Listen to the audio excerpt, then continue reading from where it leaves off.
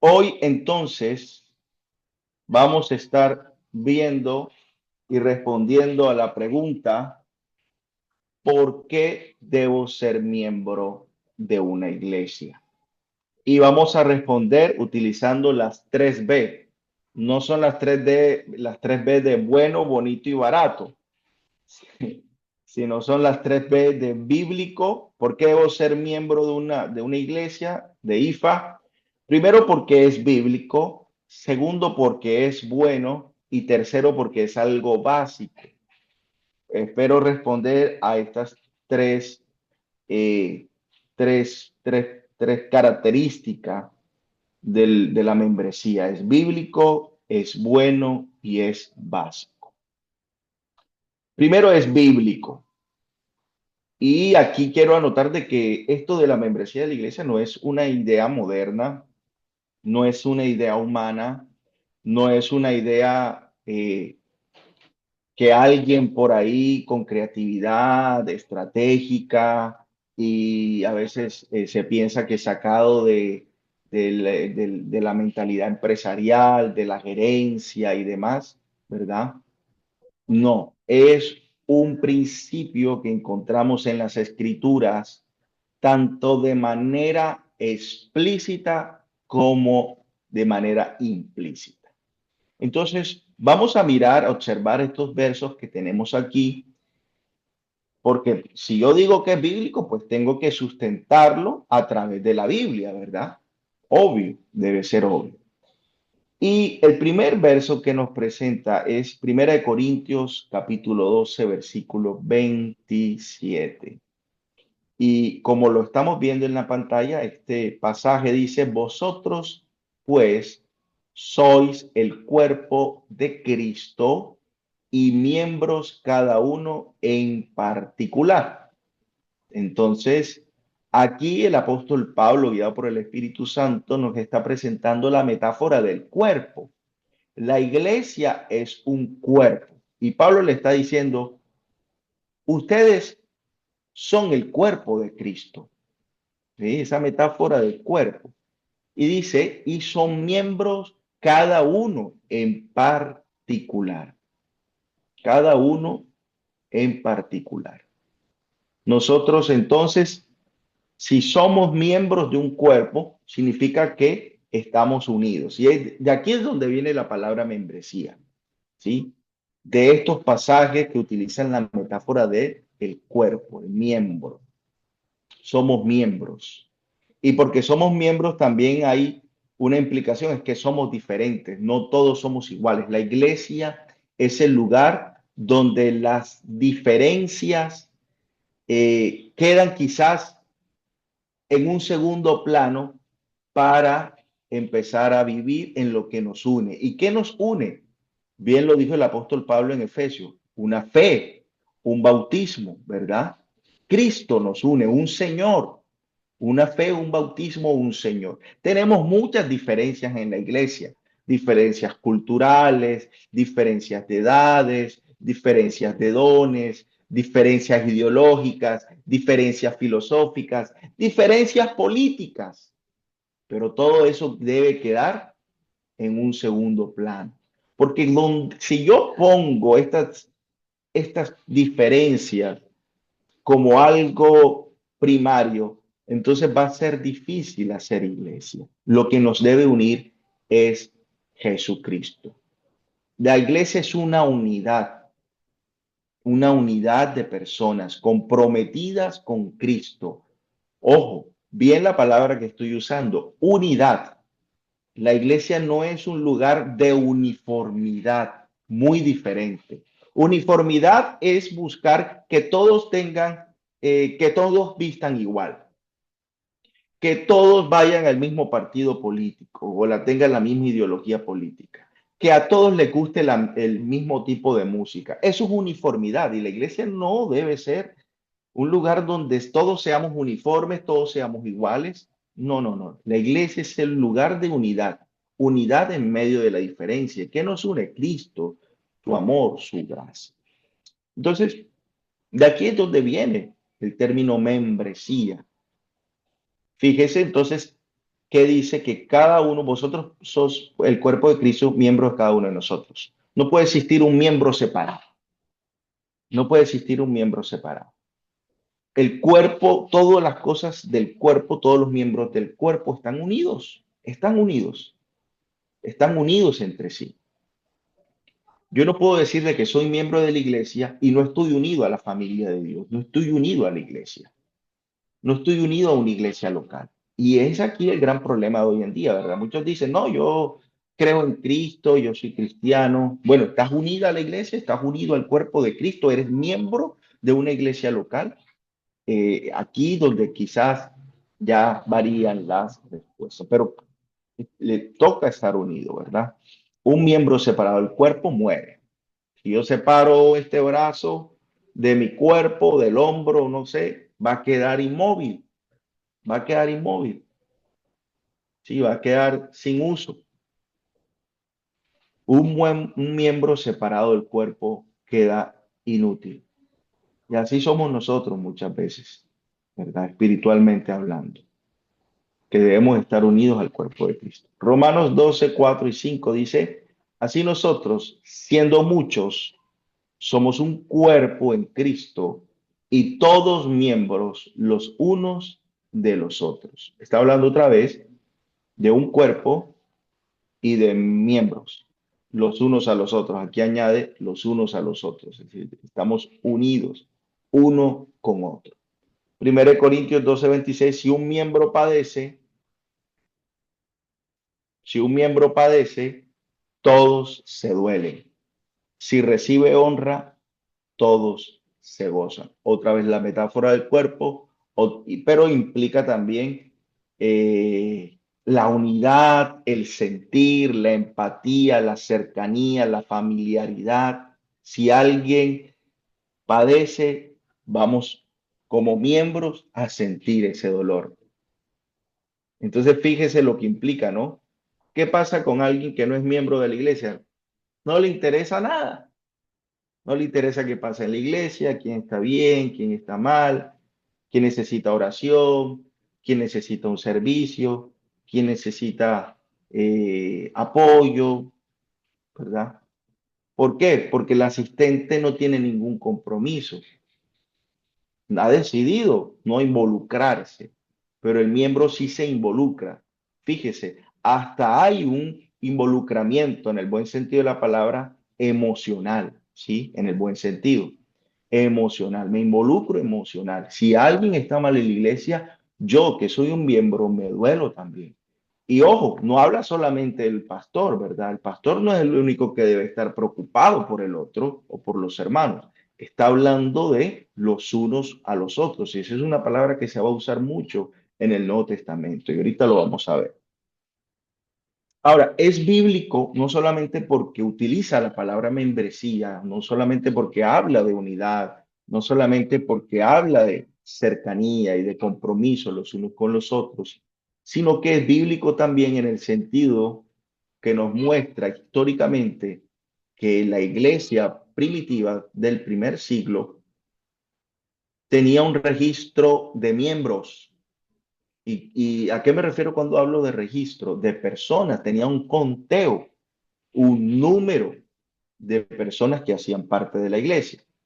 La iglesia primitiva llevaba un registro claro de quienes pertenecían. Podríamos llamar esto los de adentro, en un sentido entre comillas, ¿no? No quiero que se escuche algo exclusivista, pero había un conocimiento de quiénes eran las personas comprometidas y quiénes no, ¿sí?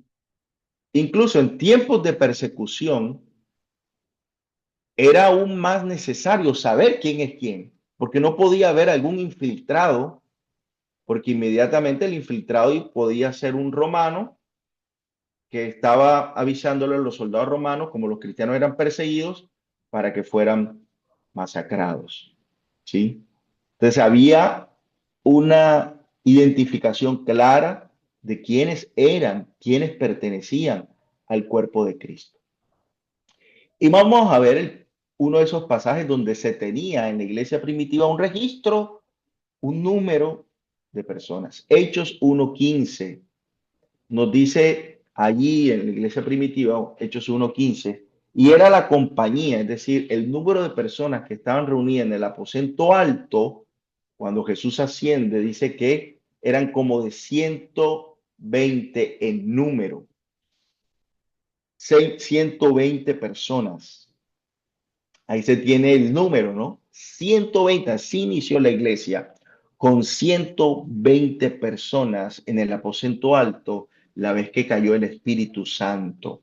Entonces, fíjese, hay un número, hay un conteo de personas que pertenecen al cuerpo de Cristo. ¿Dónde vemos eso? En la primera iglesia de Jerusalén. La primera iglesia de Jerusalén tenía un proceso de membresía. Estaban unidos, pero también había un registro. También podemos observar en Hechos 2:41 que no solamente habían 120, sino que después de que cayó el Espíritu Santo y que Pedro predicó en defensa de lo que estaban diciendo los que estaban alrededor después de la caída del Espíritu Santo, que llegó y comenzaron a hablar en nuevas lenguas y algunos se burlaban, Pedro se levantó lleno del Espíritu y comenzó a predicarles. Esto no es tan borracho, sino que es la profecía del profeta Joel que dijo que en los postreros tiempos Dios enviaría su Espíritu Santo sobre toda carne. No es tan borracho, es la profecía cumplida. Y dice que después de la predicación de Pedro, Hechos 2:41 dice, y fueron añadidas a ellos, es decir, a los 120 que habían aquel día, como 3,000 personas. 3,000 personas. Otra vez, un número.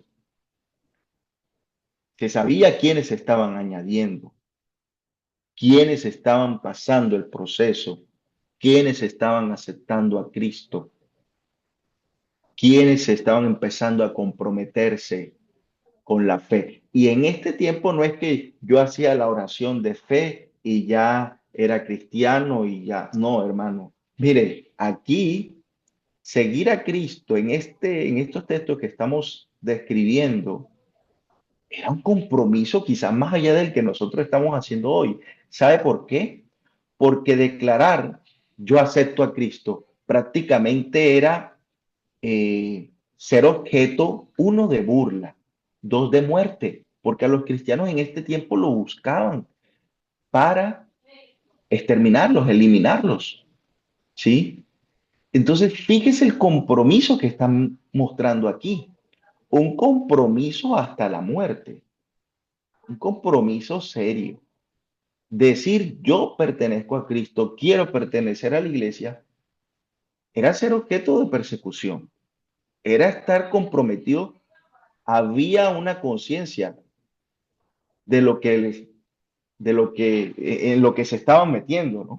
No era un juego, no era una moda, no era un chiste, era algo totalmente serio. Luego, en Hechos 9, 26 y 27, que este capítulo de Hechos nos narra la conversión de Saulo, que luego se le va a llamar Pablo. Dice que Pablo intentó, después de su conversión, recordemos quién era Pablo, el llamado Saulo, era uno de esos perseguidores justamente de la iglesia. Se convierte a Cristo, Cristo se le aparece, se le revela, le hace el llamado, luego es guiado por Ananías y demás. Y Pablo, una vez ya convertido, habiendo tenido la experiencia de fe, quiso juntarse con los discípulos. Pero ¿será que a Pablo lo aceptaron de una vez así? No.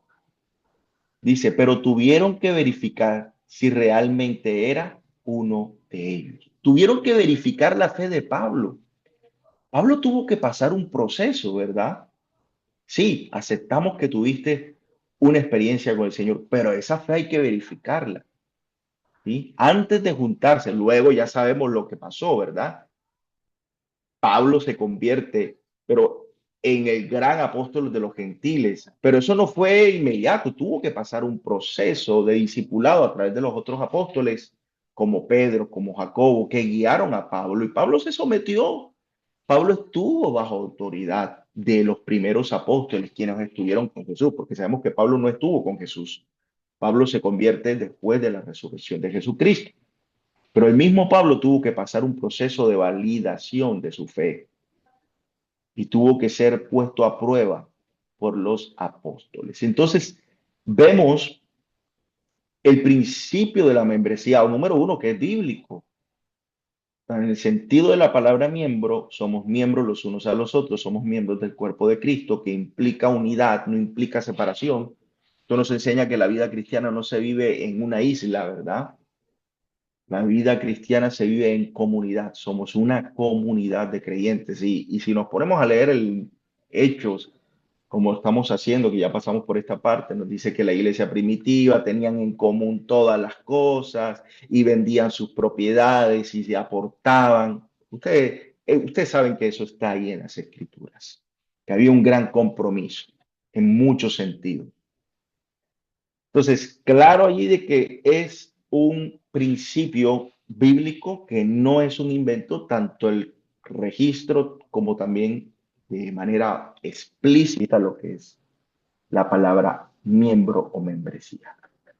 ¿Alguna pregunta? ¿Algún comentario? Dejo este espacio por si alguien de pronto quiere eh, decir algo.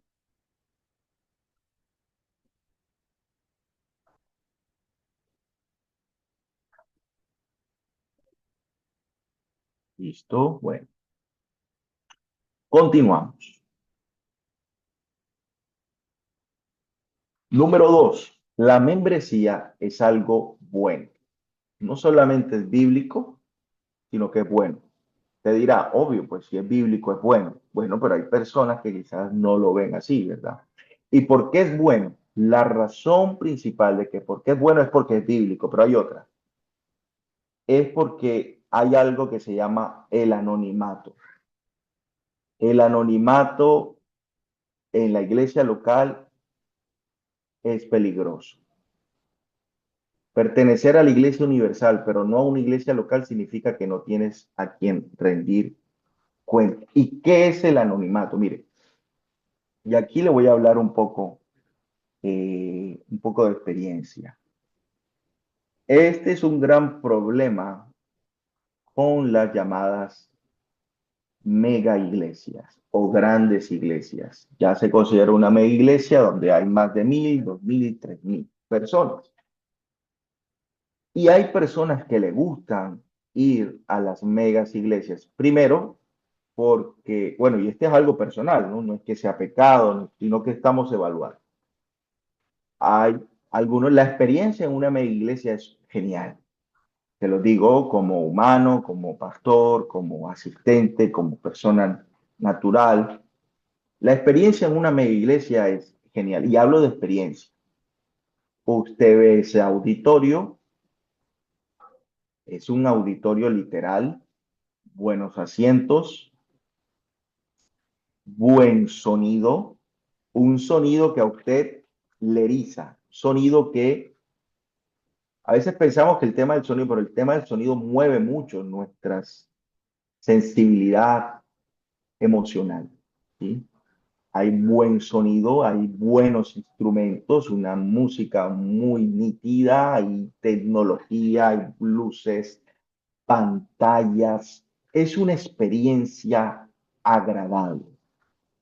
Bien, a algunos les gusta este tipo de experiencia, ¿verdad? Algo así como un concierto.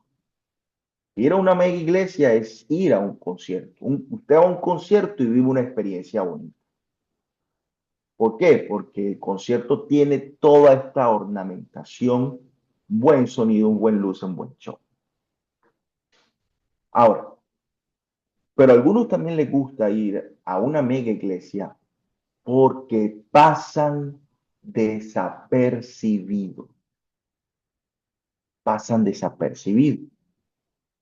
¿Cómo así? Nadie está pendiente, Pocas personas le preguntan cómo estás, no hay un acercamiento, no te van a molestar.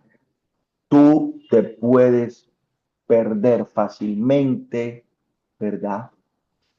Eh, si dicen, ¿quién vino por primera vez? Tú puedes quedarte sano ahí, nadie se da cuenta porque mucha gente, ¿sí? Hay algunas iglesias que tienen un buen sistema o un buen modelo de recepción de visitas, ¿no? Pero por lo general, tú puedes pasar desapercibido en la iglesia. También no tienes la obligación de rendirles cuenta a nadie. Tú puedes llevar la vida que quieras, pero vas a la iglesia, no te van a decir nada. Estoy hablando de mi iglesia. Ahora, ¿significa que no pasa en las iglesias pequeñas? También puede pasar lo mismo. Pero pasa más fácil en una iglesia grande de muchos miembros, más de 1000. ¿Por qué? Porque es muy difícil para un pastor y para 5 pastores también es difícil. Pasan desapercibidos, no hay rendición de cuentas, ¿sí? No hay un proceso de pertenencia, de membresía. Y esto no es bueno. El anonimato no es bueno, porque necesitamos ser edificados los unos a los otros. La vida cristiana no es una isla, no es algo que se vive en pleno individualismo, ¿verdad? Yo y ya, y nadie más. Yo y nadie más.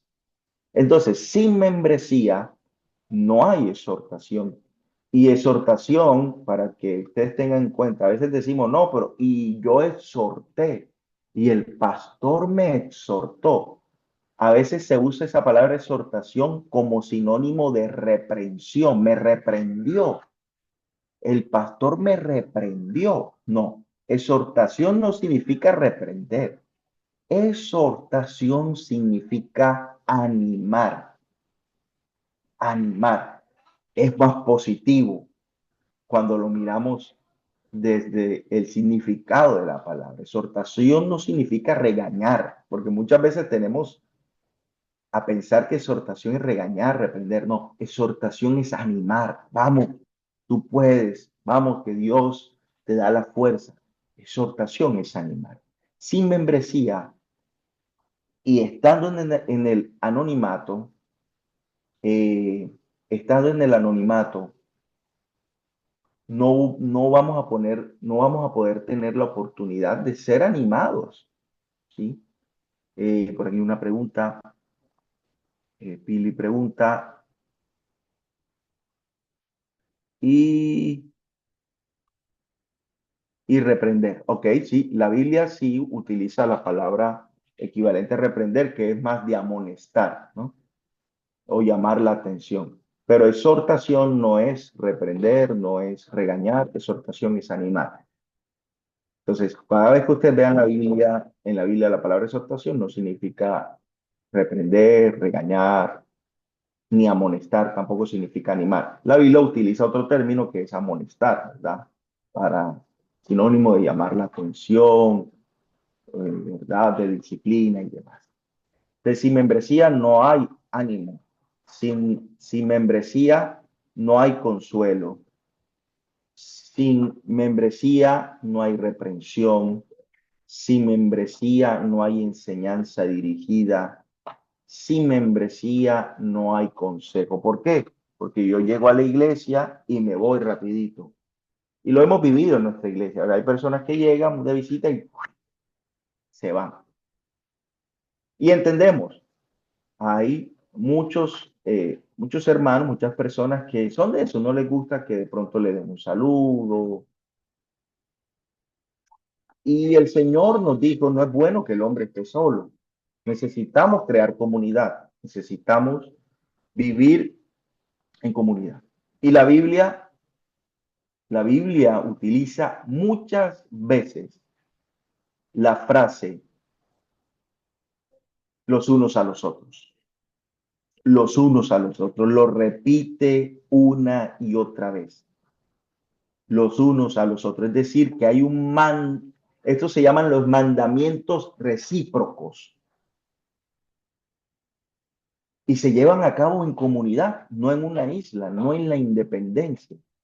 La Biblia nos dice a amarnos los unos a los otros, a lavarnos los pies los unos a los otros, a amonestarnos los unos a los otros, a aceptarnos los unos a los otros, a servirnos los unos a los otros, a soportarnos los unos a los otros, a perdonarnos los unos a los otros, a exhortarnos los unos a los otros, a orar los unos a los otros.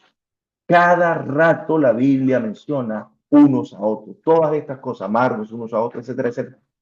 Y esto es el sentido de la iglesia, ¿verdad? El sentido de comunidad, de amarnos, de servirnos, de soportarnos los unos a los otros. Y esto se hace en un bonito tiempo, un momento de membresía, ¿verdad? Entonces, tenga en cuenta eso, lo que la Biblia nos menciona. Es bueno. Es bueno porque nos hace estar en comunidad, estar en familia, estar unidos aún en medio de nuestras diferencias.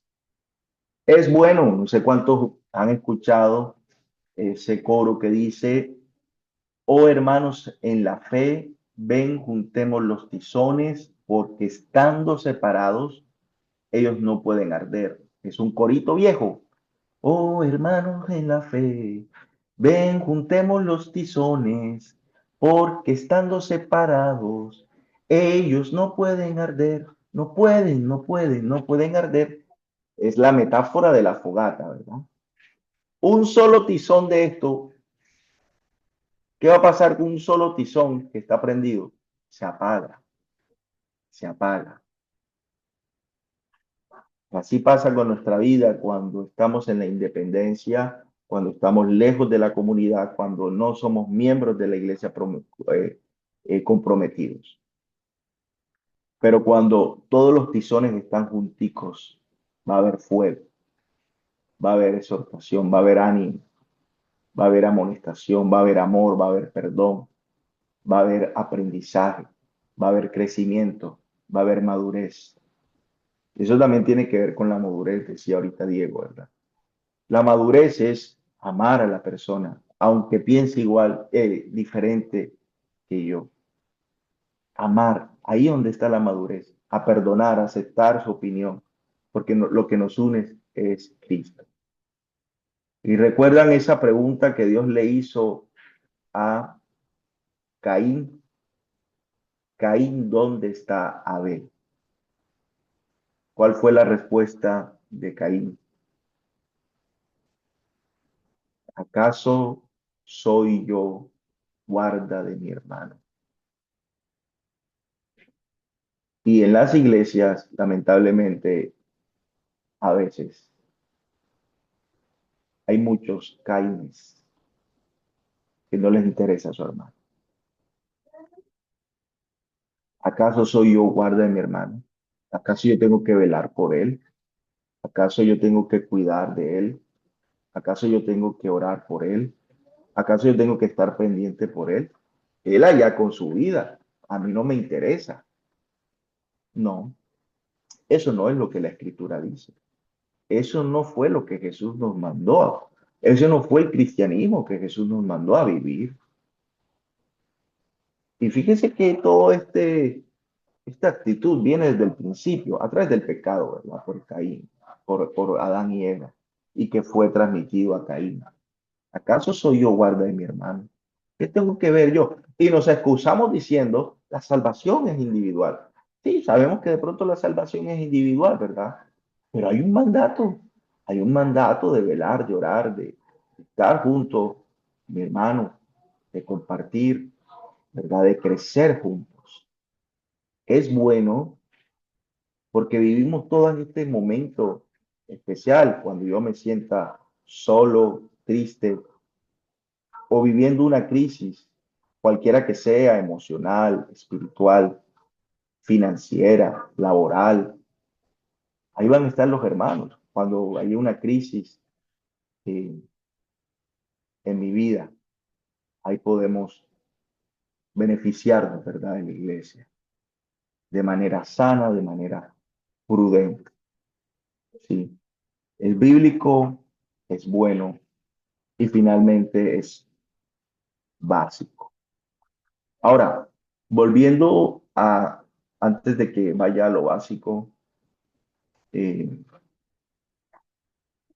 algunos, hablando de que es bueno, hablando del anonimato también, algunos no quieren pertenecer a una iglesia porque en cierta manera han vivido malas experiencias dentro de algunas congregaciones y demás, ¿verdad? Que han abusado quizás de su tiempo, de sus recursos, o en caso dado, se han también entrometido muy profundamente en la vida privada, en la vida privada. Y entiendo, hay límites, hay límites. Yo como pastor no puedo subyugar su libertad, no puedo abusar de muchas cosas, ¿verdad? Entonces hay que tener cuidado también con esto porque han sucedido abusos, eso no se puede negar, y que personas han estado pues dolidas, han salido con muchas heridas dentro de las congregaciones porque se subyuga la libertad, porque muchas veces se les obliga, ¿sí?, a hacer ciertas cosas y hay que ser muy maduro. Como iglesia nos guardamos mucho personalmente como pastor de entrometerme en los asuntos de la vida privada de alguien sin que me lo consideren. Incluso son muy cuidadosos, aunque me digan muy pocas veces hago eso. Este, no entro hablando en temas de pareja, en temas, bueno, en muchas cosas me cuido en salud, porque sé que hay un límite también como pastor. Yo no soy de esos pastores paternalistas, ¿verdad? Que todo tienen que decírselo, que tienen un control, un autoritarismo dictatorial tipo cacique. Yo me guardo mucho de eso porque Dios no nos mandó como pastores a realizar ese tipo de pastoreo. El apóstol Pablo dice, apacentad, Pedro, perdón, apacentad a la grey, no por fuerza, no por fuerza, yo no fuerzo, yo no obligo, no por fuerza, sino que sea voluntad. Ni yo lo hago por fuerza, obligado por Dios, yo lo hago de corazón porque Dios me ha llamado y yo tampoco fuerzo a los hermanos, ¿verdad? Lo hago por voluntad y se espera que cada persona pueda entender esto, que todo es voluntad, no por ganancias deshonestas. Es decir, yo no pastoreo esperando un recurso a cambio. ¿Sí? Aunque las escrituras dicen que el obrero es digno de su salario, que los pastores hay una dignificación en la labor pastoral. Yo no estoy acá por el recurso. Yo no estoy acá para enriquecer. Haya o no haya, gloria a Dios, es un llamado. Es un llamado. Entonces, eh, bueno, entonces hay que tener mucho cuidado, ¿verdad? Porque aunque hay un proceso de membresía, de rendición de cuentas, eh, yo debo saber cuál es mi lugar como pastor. Y usted debe saber también. Yo he escuchado muchas historias, hermanos, donde a mí me da vergüenza. Yo, un ejemplo, un ejemplo que puede parecer algo totalmente descabellado, así como yo, pero ha sucedido. Hay pastores hasta que dan consejos aquí todos somos adultos, ¿no? De Kama Sutra a matrimonios. Ahí, para que sepa. No es que un pastor me lo dijo, es que algunos miembros me contaron. Eso de verdad es muy vergonzoso. Pero bueno, entrometiéndose en la vida privada, en la vida íntima, ¿verdad? De una familia, de una pareja. Podemos dar principios bíblicos de cómo criar un hijo, pero no puedo criar el hijo del hermano. No, eso corresponde. Yo puedo dar una guía, pero yo no puedo obligar a que haga lo que yo le diga. Cómo tiene que manejar su tiempo. Yo no puedo obligar a nadie a manejar su tiempo. Cómo cuadrar, tiene que responsabilizarse cada uno de su parte, ¿verdad? Y es esa atención, los unos a los otros, pero llevar la carga los unos a los otros, pero también cada uno debe asumir su responsabilidad. Por supuesto que es una atención. Y finalmente, es algo básico. La membresía de la iglesia es algo básico para el liderazgo. Para el liderazgo. Los pastores son responsables de los creyentes de la iglesia local, pero ¿de quiénes son responsables específicamente? Yo soy responsable, los líderes, los pastores somos responsables de las ovejas. Mire lo que dice Hechos 20:28, le dice el apóstol Pablo. Por tanto, mirad por vosotros y por todo el rebaño en que el Espíritu Santo os ha puesto por obispo o por pastores. Es básico, es fundamental para el orden de la iglesia. Yo velo por el rebaño. Mirad por vosotros y por todo el rebaño. ¿Cuál es todo el rebaño? ¿Cuál es todo el rebaño? ¿Todo el rebaño de Yopal? ¿Todo el rebaño de Colombia? ¿Todo el rebaño de las iglesias que hay en el barrio? ¿O soy responsable específicamente de un rebaño? Sí, del rebaño de Ifa. Por tanto, mirad por vosotros. Eso le está hablando a los pastores y por todo el rebaño en que el Espíritu Santo os ha puesto por obispo. Entonces, yo velo por los miembros de la iglesia. Si una lista de miembros, el pastor no, sin una lista de miembros, el pastor no sabe quién es su oveja y quién es su visitante. Quién es su oveja y quién es su visitante. ¿Qué necesita una oveja de manera natural? Hablándolo en el sentido natural, una oveja necesita alimento, una oveja necesita protección, una oveja necesita guía, una oveja necesita estos cuidados. Y hablando en el sentido espiritual, como pastor, alimento a través de la palabra, fundamentalmente. Dios me va a juzgar a mí como pastor de que yo esté alimentando a las ovejas de manera correcta. ¿Qué se le da a una oveja en el plano natural? Pasto, pasto fresco. No le puedo dar por ahí comida, arroz, carne. A las ovejas hay que darle pasto. Y como pastor yo, el pasto es la palabra de Dios. Soy muy cuidadoso en esa parte, en predicar la palabra de Dios, ¿verdad? Porque, ¿qué hacen? Quizás a los cabritos no les va a gustar el alimento.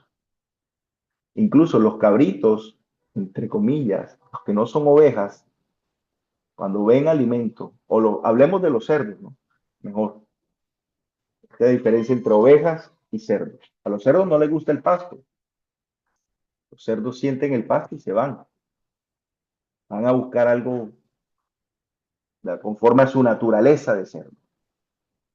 Y esta es una metáfora que utiliza la Biblia. No quiero usarla de manera irresponsable, ¿verdad? Es una metáfora del cerdo y la oveja.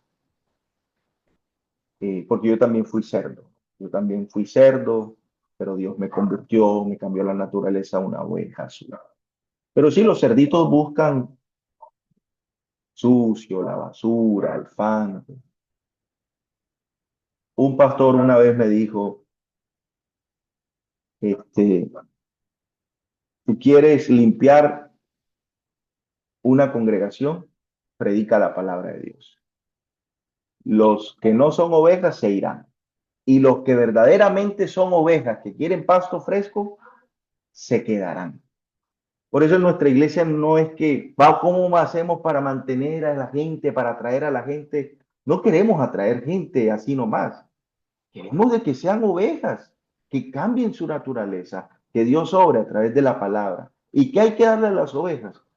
Pasto fresco de la palabra de Dios. No vamos a mantener una naturaleza caída a través de otras estrategias y de otro tipo de alimento que Dios no nos ha mandado a dar.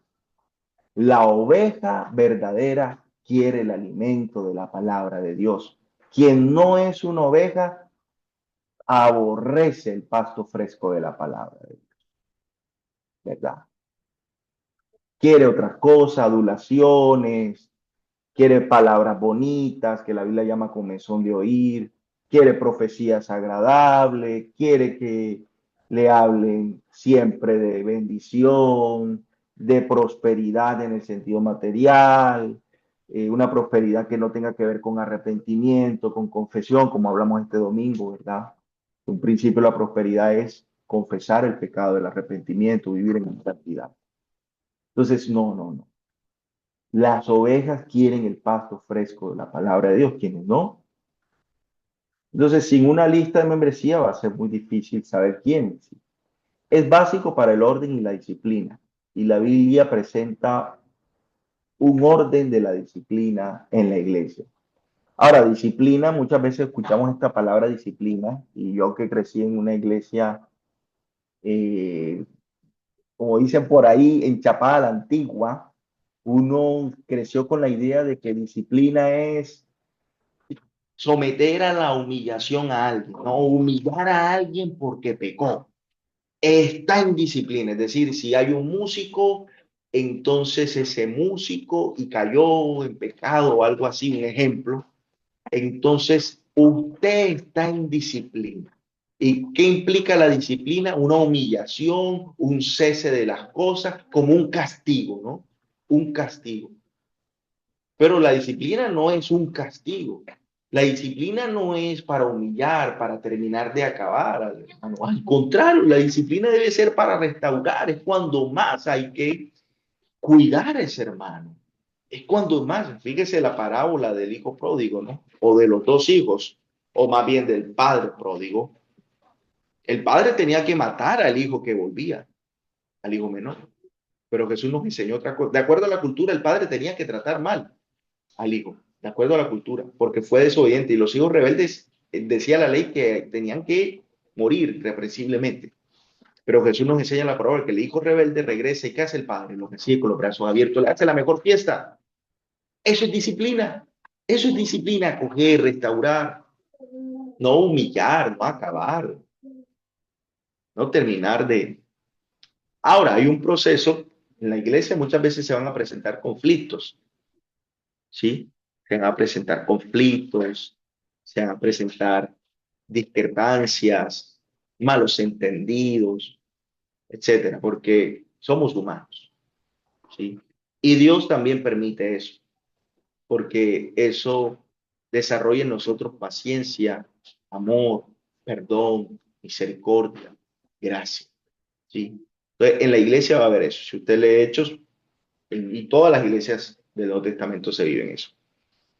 Entonces, ¿cuál es el proceso de una disciplina? O sea, supongamos que dos personas están con un conflicto dentro de la iglesia. Algo pasó en la iglesia y quedaron con un conflicto allí, no se hablan, o alguien le hizo algo al otro, bueno, en fin, no quiero entrar en ejemplos, pero eso pasa. Pasa en toda familia y la familia es una iglesia. Perdón, al revés, la iglesia es una familia. Pero hay un proceso que la Biblia plantea, el proceso de Mateo 18, 15, 17.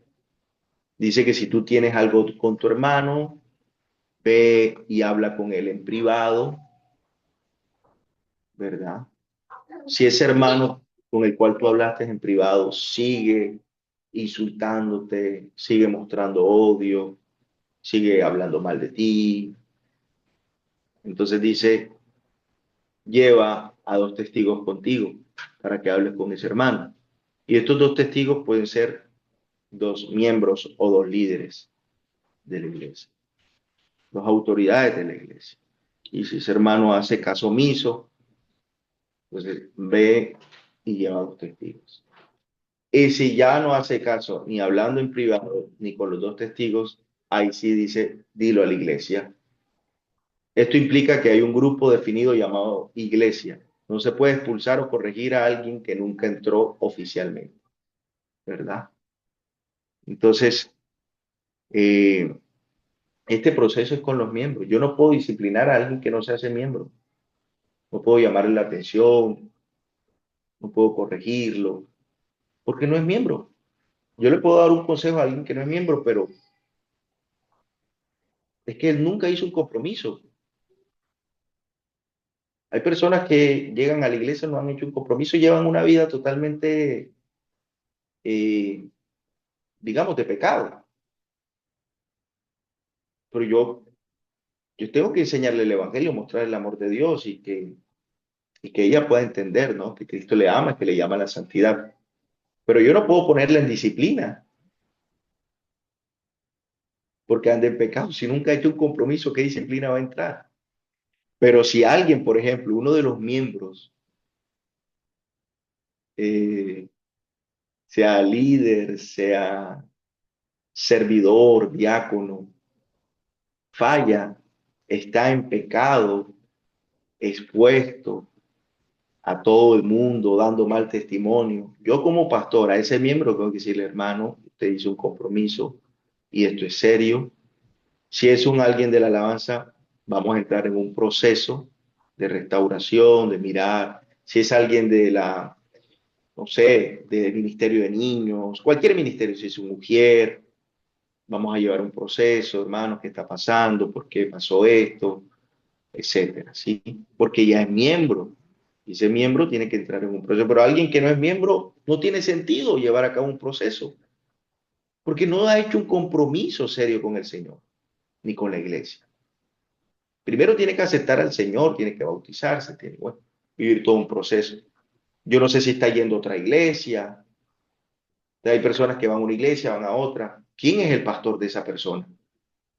No se sabe, porque va a una iglesia, va a otra, y no tiene una autoridad que vele por él. Por lo tanto, como no tiene autoridad, no se ha comprometido, va a muchas iglesias, pero no se compromete a ninguna. Por lo tanto, es una persona que no puede vivir un proceso de amonestación, de disciplina, de restauración, porque es que va a muchas y finalmente no se compromete con ninguna. Entonces, por eso el proceso de membresía es vital. Y no solamente vital para nosotros, es vital, lo veo desde el punto de vista como padre. Qué especial es que mis hijos crezcan en una congregación donde yo soy miembro, donde yo estoy comprometido. Qué feo es tener a un hijo de iglesia en iglesia. ¿Qué le voy a enseñar? Mm, que como un juego, ¿no? Un día voy a una, otro día no voy, otro día voy a otra. Y recuerden que nuestros hijos se guían por el ejemplo, por lo que ven en sus padres. Entonces, no solamente es bíblico, no solamente es bueno para nosotros, sino para nuestra familia. Y por supuesto que es algo básico y fundamental para el orden de una congregación. Bueno, hasta aquí hemos llegado a nuestro segundo punto, que esto hace parte de la introducción de lo que es membresía. ¿Alguna pregunta, algún comentario, alguna, alguna duda, etcétera? Les escucho.